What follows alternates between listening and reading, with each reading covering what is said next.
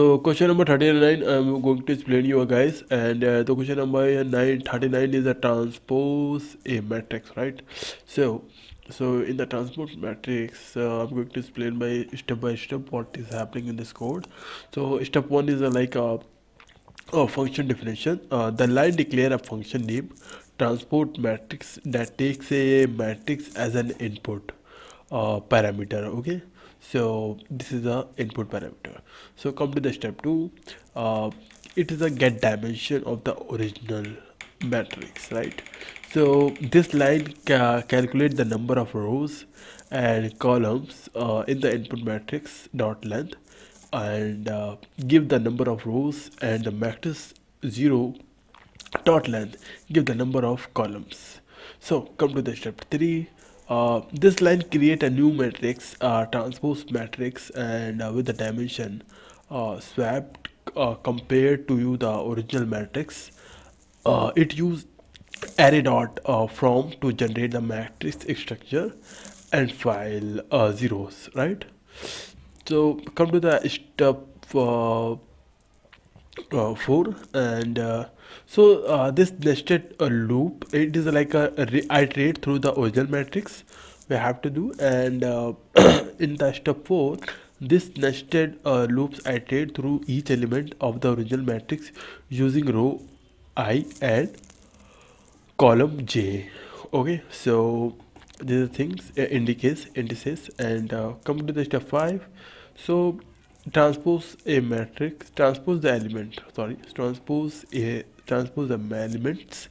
So it is the fifth which we have to do.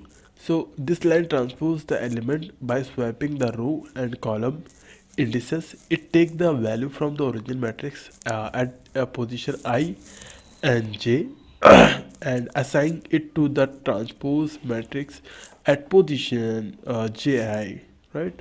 And that is the explanation part is over. Step 5, and come to the step 6. So return the transpose matrix. Okay, so after transposing all element, the function return the transport matrix, right? And come to this example matrix actually, that will transport right 1 2 3 4 5 6 7 8 9, and I just want to explain you all step 8, and transport the matrix uh, using the function. So the function is called with the example matrix, and the result is stored in the variable. Okay, come to the step 5, print the matrix.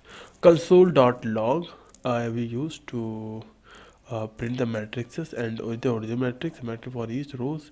Console.log rows. Okay, so if you write this, finally this line point both the original and transpose matrix to the console. So I just wanted to give the summary to the transpose matrix.